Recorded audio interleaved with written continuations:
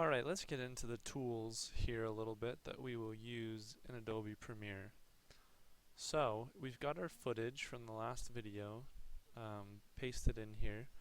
There's 3 different clips, all with their attached audio below them. So, in our toolbar right here, we have several things. The selection tool is what we're looking at right here. That'll let us grab video, move it around. We can move it onto different video tracks. For example, let's say, I don't know why we'd want to do this, but let's say that I want these 2 videos both playing at the same time. We can even take, if you look, let me zoom in a little bit here. If you look at this yellow bar going across here, this is an adjustment bar that we can use for several different things actually. Right now it's set to opacity, you can see right here. So if I drag this bar, if I click and drag, you can see the number below, 37.5, 35, is what the opacity is at. So, now you can see that they're both there at the same time. If I hit play,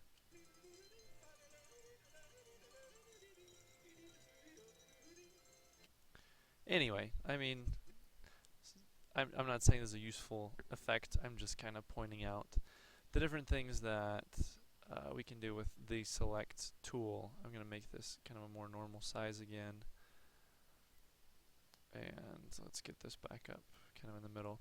Okay, so I'm going to zoom out so that I can see more of the sequence. If I hit the minus key on the keyboard, that's going to zoom out the sequence because I have the sequence selected. If you look here, this orange line around, or yellow, whatever, is showing me which thing I have selected. If I click over here and then hit the minus, oh, actually it did still work. That's weird.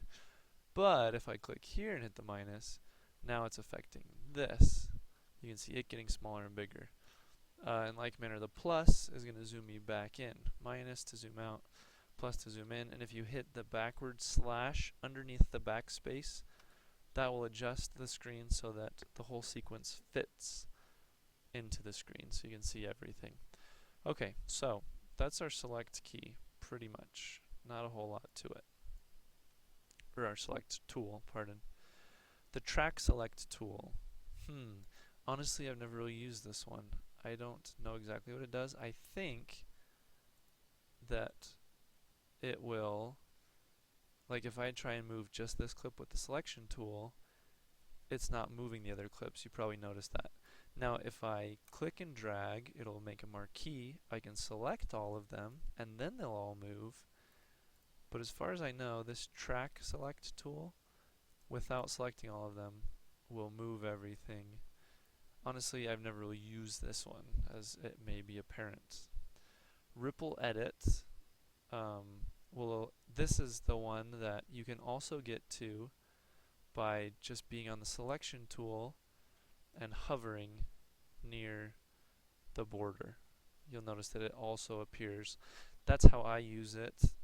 I don't usually go to the actual ripple edit tool on the toolbar. Now, I don't remember what the normal setting is. I may have changed this because it'll do the ripple edit when it's yellow, but if you hold down the control key, it does a red edit, which I think is just, I don't remember what it's called. Anyway, it's a different kind of edit. And let me show you the difference between the two. I don't want everything selected though. So ripple edit is going to move the clip, it's going to cut it, and it's really convenient because you can see up above that it's actually showing me right here where I'm at. So it makes it really easy to say, okay, well, where did I want to cut it to? Okay, there. Or more probable, you'll be watching it and say, okay, that's right where I want to cut. If you have the magnet on, it will snap to your your marker there.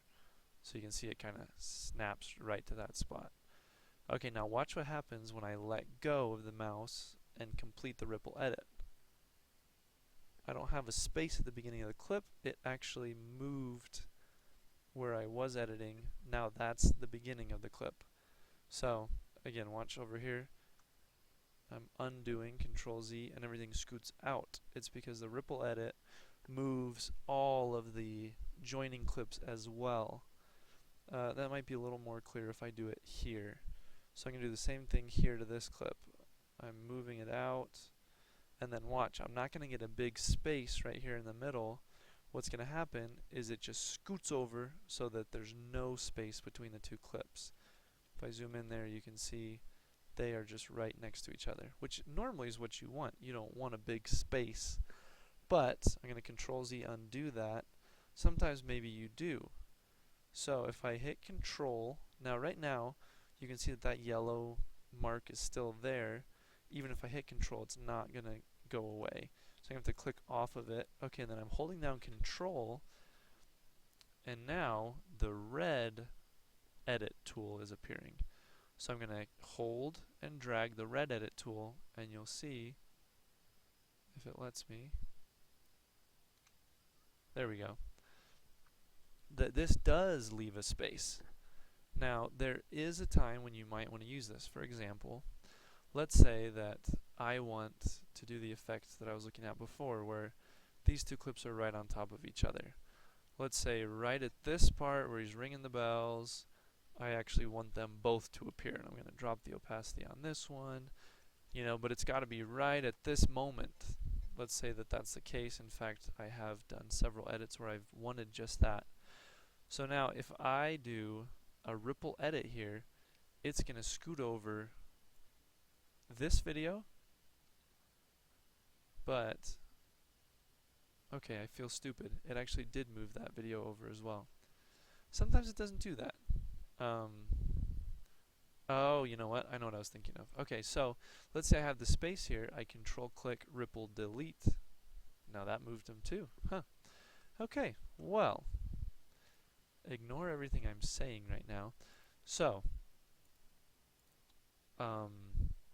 we can click here. If we did, let's say we did it that way and decided we didn't actually want it that way, or anyway, you can right click on the space that is left and do a ripple delete, which is going to make them come right snug next to each other.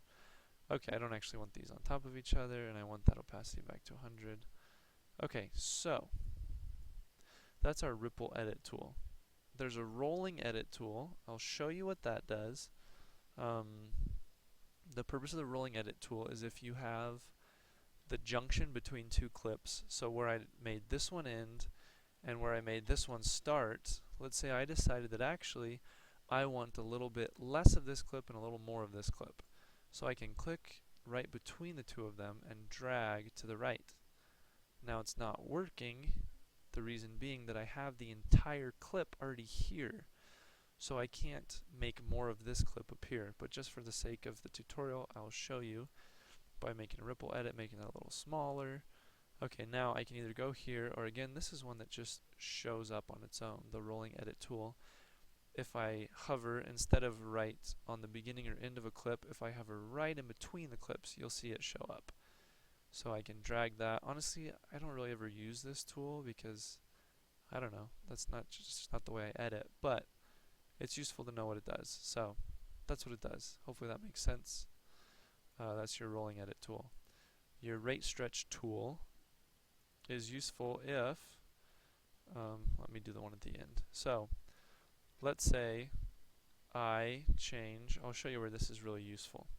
Okay, I want to slow this clip down. So instead of doing opacity, what I want to do is time remapping. I want to change the speed of the clip.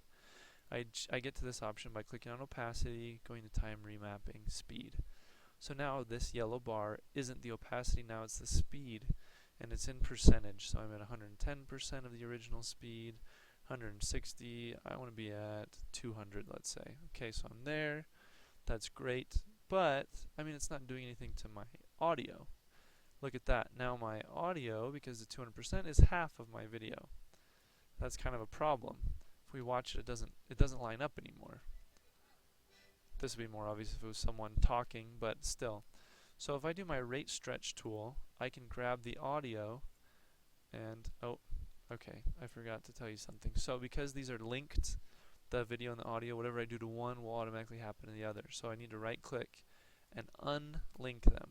Now I can do my rate stretch tool, grab the audio, and because the magnet is on, it's going to snap right to the end of that clip, this magnet right here, the snap. Now, it didn't shorten the audio, but what you will notice is going to sound like chipmunks. Anyway, so that's not super ideal actually, now that I think about it, but that's your rate stretch tool. Your razor tool is very useful. Let me show you how we'd use this. So, instead of using in and out points, instead of saying where do I want to use just part of the clip, let's say I want to use 2 parts of the clip, or let's say it's already in there and I don't want to pull it out, do in and out points. So let's say I want to cut from here to here. I want to take out this middle section and then I want it to resume here.